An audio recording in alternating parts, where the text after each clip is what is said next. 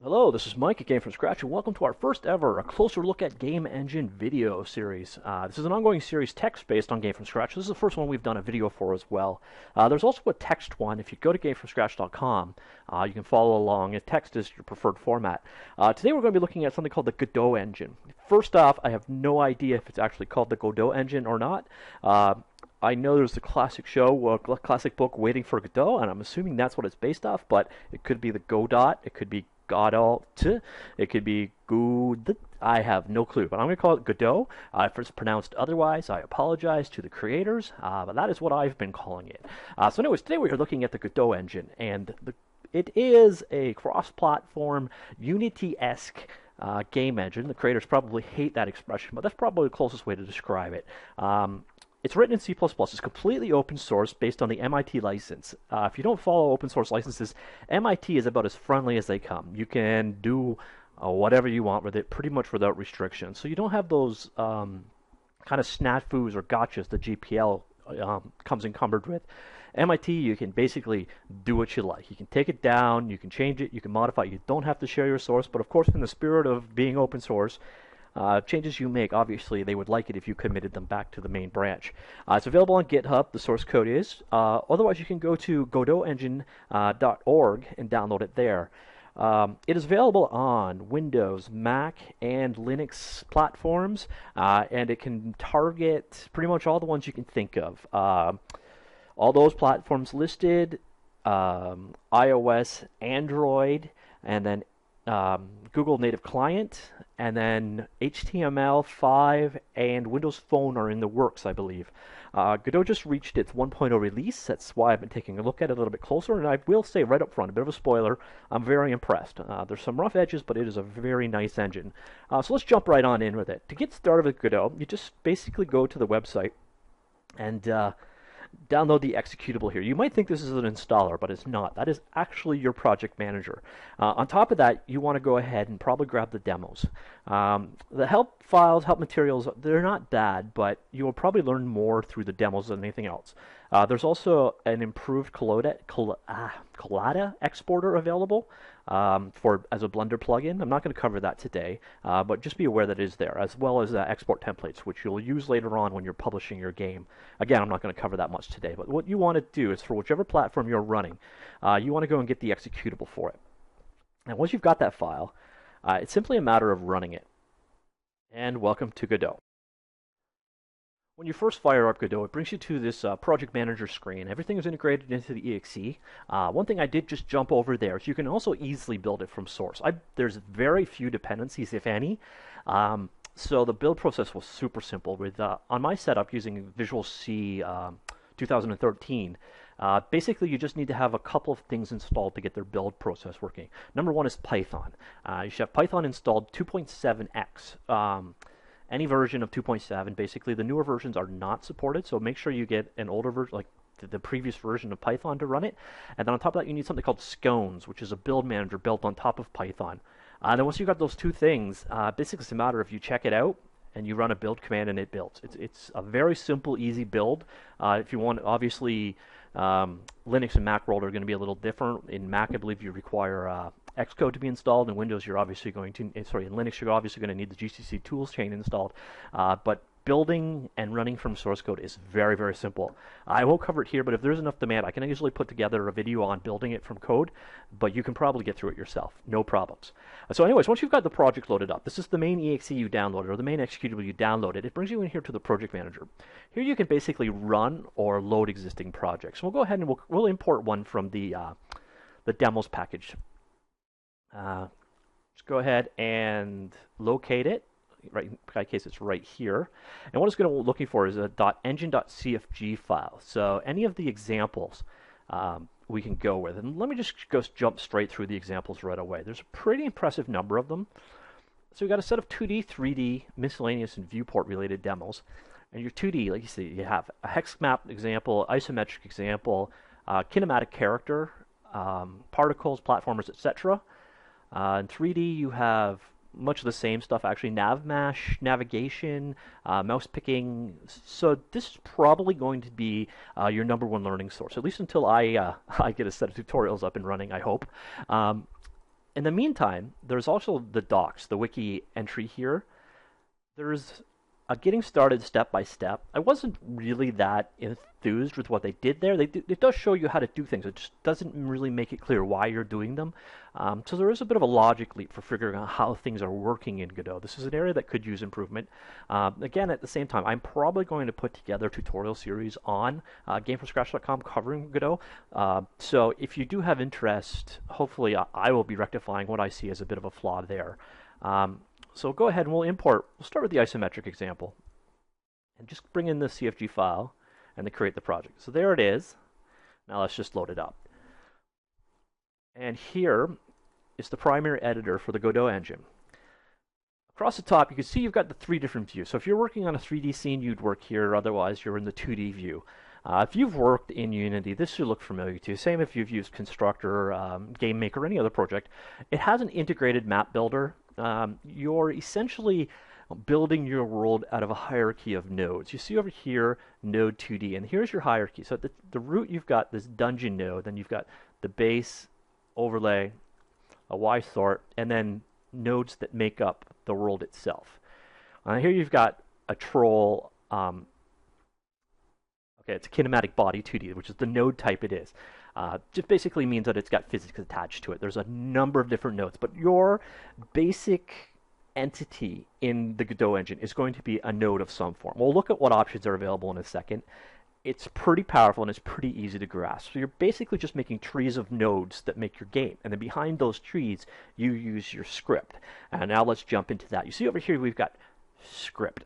That's your script editing window. I'll come back to that. I don't want to spoiler things too much. And then finally, you've got like an integrated help, both for the nodes available, or if you're in script, you can do, I believe it is Control and F1, or no, Shift F1 for context help, and it'll automatically bring up help for whichever node you're looking at. The help documentation itself, the property listings and such are there. You can get the inheritance and such going on, but the amount of description for methods can be a little bit vague.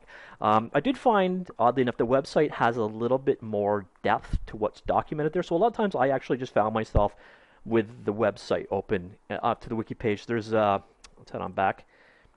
I go down here, yeah, wiki, yeah, to the very bottom. There's an alphabetical class reference. And generally, I just kept this open. So most things are spawning out of, in a 2D game, out of node 2D.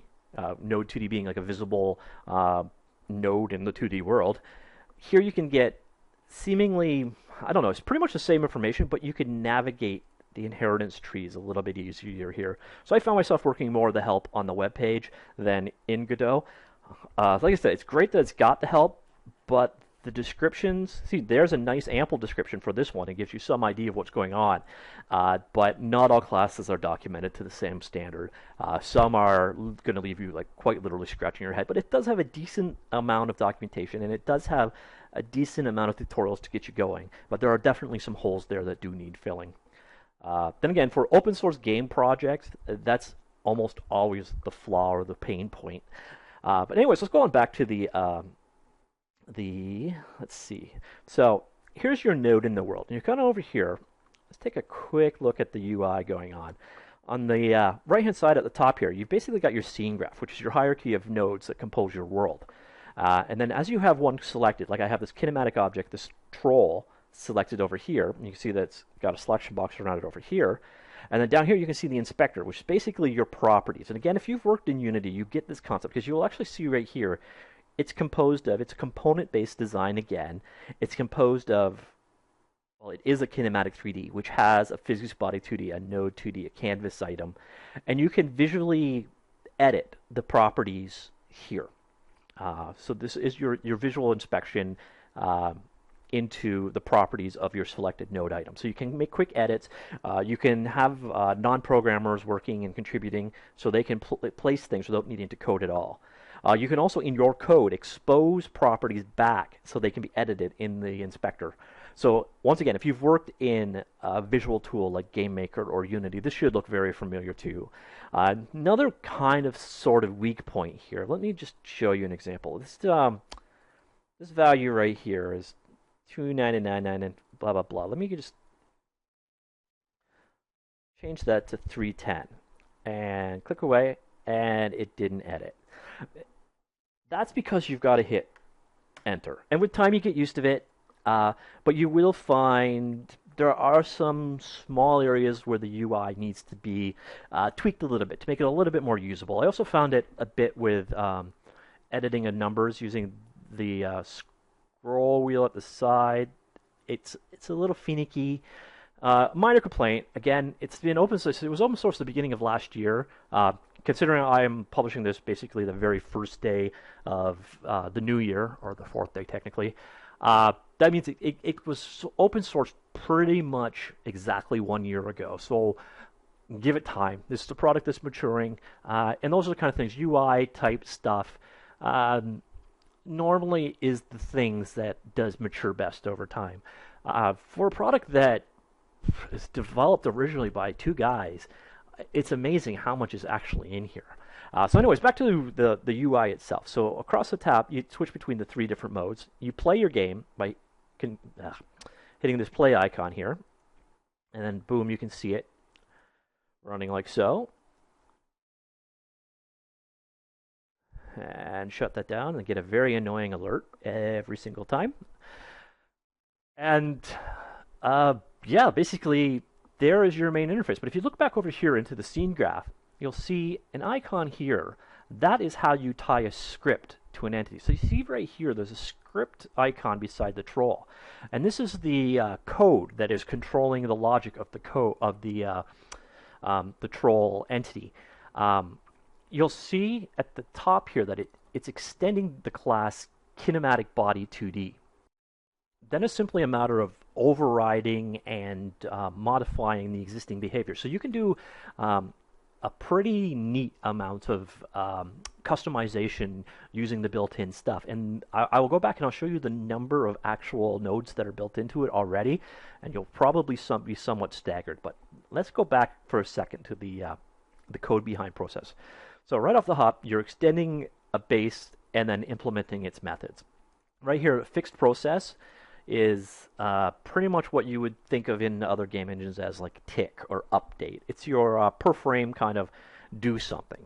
So in your ready function, you're pretty much saying, yes, we have a fixed process handler, in which case each tick it is now going to call the fixed process function and pass in the delta, the amount of time that's happened since it was last called. Now, you may be looking at this scripting language going, what the hell scripting language is that? And at first glance, it looks a lot like Python. And well, in reality, it's a lot like Python. It's a white space-based language, love it or hate it. There are no curly brackets. There are no semicolons. So if you are from a C or C++ or Java kind of world, it's going to take a little bit of getting used to. But for the most part, the constructs are exactly what you expect. Now, it is their own language. It's GDScript. It's a Python-derived thing. It's a decision they made. If you go to the attached text version of this look at tutorial, or not tutorial, but this engine preview, if you go to the text version of it, there is actually a link to the original wiki entry or FAQ entry of why the authors went with their own custom scripting language. And the number one reason I think behind the scenes is so that they could integrate best with C++ behind the scenes. And of course, you want, and the most common way to go with the Unity engine, the Unreal Engine probably being the only real major exception right here, is you want to use a higher level scripting language for productivity. When you're scripting game process, you generally want to work at a higher level than C++. C++ is not a very efficient language in terms of code generation. It takes a long time to write C++. It's unwieldy. It's easy to make mistakes. So generally, you want to work at a slightly higher level. On the top of that, a scripting language is generally sandbox. So if you make a mistake, you don't normally crash things. There's not the security ramifications. You can't hack someone's computer as easily. Those kind of things. So you can put someone that's a little bit less knowledgeable into a scripting language, and they can do a lot less damage. At the same time, a scripting language should, in theory, be easier to learn and easier to use. Now, should Godot have used an off-the-shelf scripting language such as Squirrel, Lua, JavaScript, AngelScript, you name it, It's not really my decision to make. There are definitely advantages there in that there's more resources available, IDEs out there, more tutorials, documentation, etc., and they can make use of existing libraries of code. But obviously there are reasons why the developer chose to create their own language. So that's what they have done.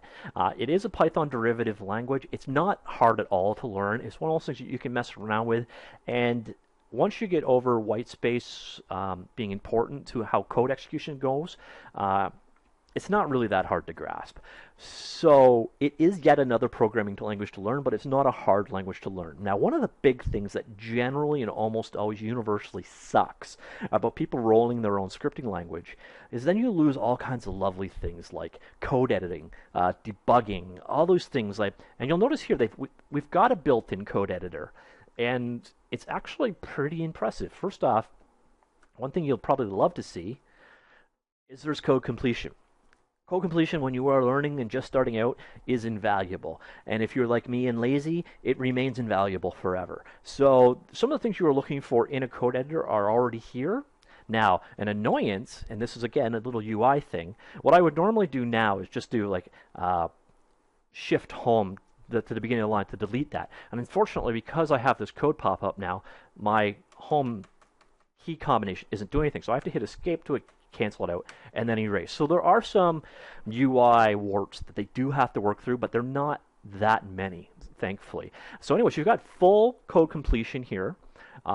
You've got find and replace, smart indentation, commenting of toggling commenting, so you can comment blocks out and uncomment them quickly.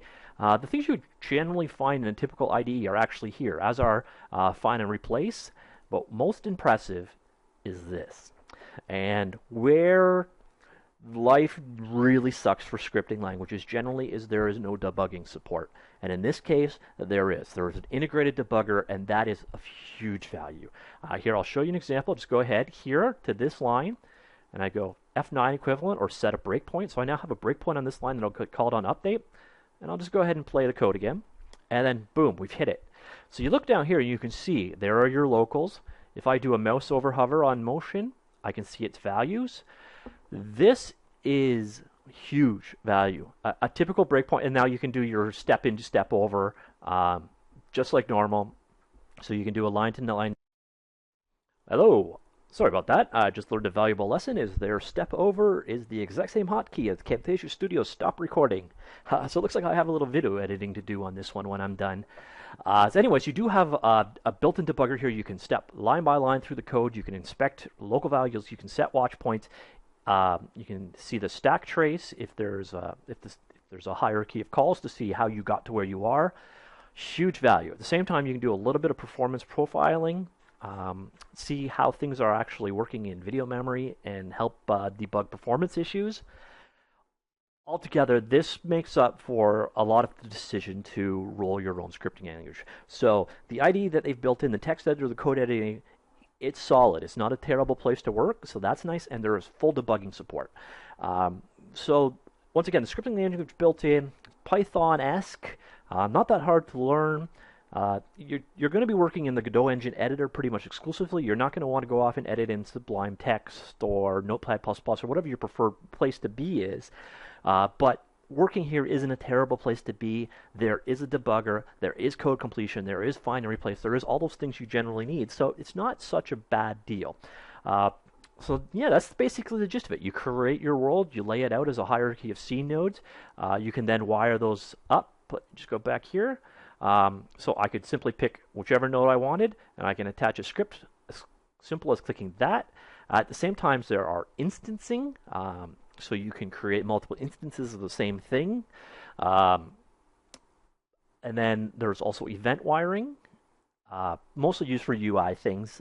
So you start receiving events on mouse clicks and so on, or world level events or whatever. But you can wire up events to work with certain entities.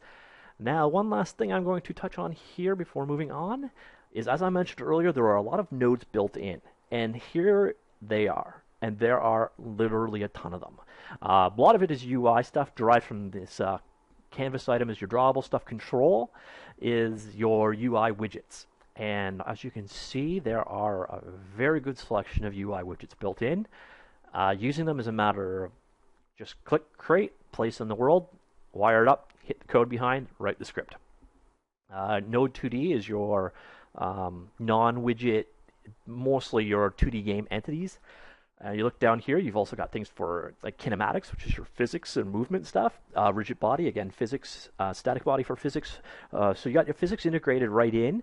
Camera, collision masking, joints for your physics, particles, pathing, raycasting. There is a very impressive sound playing, tile map, including, as you can see here, isometric or perspective or sort of orthogonal. It's got an impressive amount of stuff built in node-wise. And then we get down here into spatial, and this is our spatial. This is your 3D stuff. A lot of the same things you're seeing in the 2D world, just the 3D version of it. And then finally, you have things like an animation play. Oh no, that's 3D still. There is a media player though. Streaming video, streaming audio, tweening. There are nodes for just about everything. And if you've worked again like in a construct kind of environment, you're used to building with building blocks. Well, those are your building blocks. They're all here, and they're all nodes.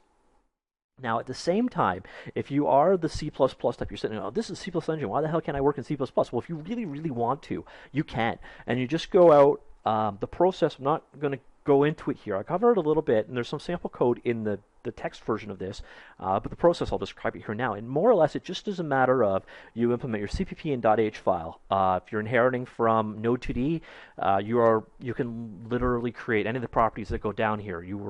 Whatever you make is visible on screen. On top of that, you have to create. You register your type, you bind your properties that you want visible, and finally you make it available to Scone's build manager, and it is now available as a module. So if you want to write this stuff in C++ code, if that's your preference, you very easily can. The code is quite simple, and it's first-class citizens. So everything, as I understand it, everything in the editor was built on top of it. So you should be able to find thousands of examples right in the source code itself because it is all built on itself. So you can extend anything you want, and if you need to drop down to the C++ level, you very easily can. As I said earlier also, the build process is very simple. If there is a requirement to see it, let me know in the comments, and I will actually do a walkthrough of building a C++ module and building the entire thing in C++ itself. But you can quite easily extend modules to your heart's content, and that is how you build your game. Either you can extend it out in GDScript, or you can create new ones in C++ and implement them in GDScript. It's a very powerful, very quick system. You probably should stay in GDScript if you can help it. You should drop to C++ more for absolute performance requirements, or if you are trying to integrate a third-party library. Godot took the attitude of we won't implement third-party stuff if we don't have. They want to keep the dependencies as minimal as possible, so you won't find a lot of things like box 2D integration or bullet integration or various like speed tree or whatever. A lot of third-party libraries have not been implemented. So if you wanted to tie existing dependencies in yourself, you would generally drop down to the C++ level to expose them and then use GDScript to actually implement them. But that is the basics of how the coding process works. It is an impressive engine, and one of those things that I actually always do when testing an engine out is to see what the 3D process is, because that's where they often fall on their face. And let's go right here. Here's your 3D world. Once again, it's a matter of, I'm not going to screw with it because I have an example loaded, but it's a matter of you create your nodes, you drop them in, so you create a scene node, you drop it in, so on and so forth. And one thing I always like to see is how much work is it to get a 3D application, 3D model textured into this program without fault. So I did that again with Godot right off the hop. And I installed their plugin. It's a matter of, I didn't save it to my instance, so I think I need to configure it anyways. So just come on in, you copy the plugin to the right folder, go to add-ons, you go to import export, and it's called Better Collada. And why can't I? There it is. All right, you just click that checkbox like so, and done. So now we can export to their format. Let's create a model quickly. So edit. Let's unwrap this puppy like so. and texture it. Alright, got a material, create a new texture, image, create new, text, and we will give it the UV color grid default, like so. Okay, last thing we need to do is UV map, use the generated one. So if I come over here, I should now have, there, we have a textured 3D cube in a scene with a camera and a light, like so. I just need to go over to my texture for a second and show it. Save our texture out, and we are going to be doing this to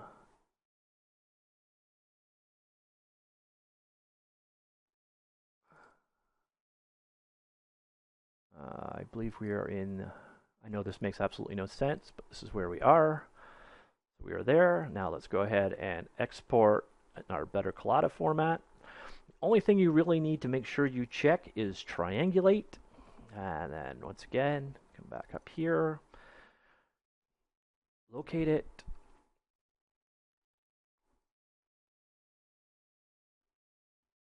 We'll export it as untitled. Okay, so now we have a 3D model. Just head up over here to the import menu, and one thing I didn't really touch on, there are a lot of tools hidden behind the scenes, things like texture importers, font importing, these basically everything here has a bit of a tool attached to it that can do quite a bit. But what we want to do here is import a 3D scene. We just come in, we grab our scene, target path will be the same. Oh no, we want it to do a root just in case it cares.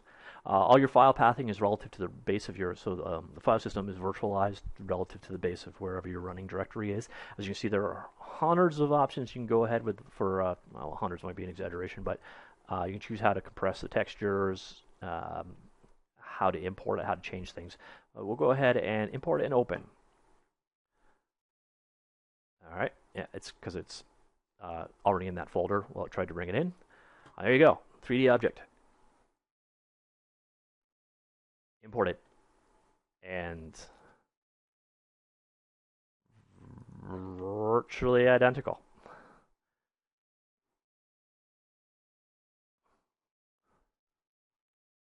Blender and Godot. So getting 3D models in, fully textured 3D models, is trivial. Literally, it's like a 2-minute process. You just saw from installing the or configuring the importer. I already copied the files over before we got here, but you just bring in the importer, export as Collada, pick it as triangulate on the export, and then you just import it in. And you'll notice over here that it just kind of came in as a it created a spadal node, and my cube is mesh underneath. It brought in the light from Blender, brought in the camera from Blender, and it brought in animations, which I have none defined, so that's really kind of not used. But and once again, you can see down here, you've got all your properties that are controlling that mesh instance, or its derived geometry instance, etc. That is how easy it is to get a 3D textured model into this program. That is a test I give, and I almost always run into some stupid niggling. Why the hell am I scaled down to a little tiny size, Unity? Why are my textures flipped? Why are my textures not showing up? Why is this not animated? And nothing. So if you are using Collada as your backend, which if you're using an Autodesk product like Maya or Max or whatever, you obviously are, or with Blender with the exporter, things just work, and that is a kind of a rare beast. So if you are working in 3D, bringing in models, animated models, is actually quite trivial. Once again, you can kind of come through and inherit down and create the script that controls it. Your logic goes and you implement it that way. So 3D, 2D work awfully the same. Hierarchy of nodes. The tools are all here for bringing things in. Nice, quick, done. On top, your scene properties. This is one of those things you want to see right away. These are projects that are controlling the settings of your game. As you can see, there are a lot. Next thing up is you've got your input mapping. This is where you can mask string values to controls. Instead of just explaining that, let me just go ahead and create one. Let me see. Oh, I got to put something here. Move right action. Go ahead and add that. So we have a new action called move right, and you see I could map it now to keyboard events, joystick events, and mouse events. Let's go with key, press a key, right arrow, and save. So now I have an input map of move right, map to the right key. I could go ahead and also map that to joystick axis 3, device 1, and add. And now, whatever that is, when that event is triggered, it will map to the same as the keyboard. So handling multiple input devices is brutally simple. Another little of those tools that's sort of like hidden away behind the UI. Generally, I have found if there is a need for it, there's a tool. Like I was doing font importing. Like, how the hell do I import a font? And I went up here to import font. It's like, oh, here we go. And then while you're in there, you can actually see if I can actually show you this easily. You're bringing in a font. While you're importing it, you can preview it. You can change shadowing, colors, so on and so forth. So there's a tool for generating fonts. It's integrated directly in, and then if you're using something later on that requires a font, it'll just be down here properly. You click the value of it, and boom, you're in. It's very well integrated. There are a lot of tools that are tucked away until you actually need them, but they're quite powerful. It's the node-based nature makes it somewhat easy to understand what you're doing. The process is probably the area where they didn't explain it that well, like figuring out your program flow and execution be a little bit confusing, or where these tools are, or how these things all work together. But if there's something you're like, oh, how the hell do I do this? There's a tool in there. Trust me, it's there somewhere. You may need to dig a bit to try and figure out how to work it, but it's definitely there. Then finally, when you're done, when you've created your game and it's time, okay, I'm going to export it. Well, what do? You just click the export button.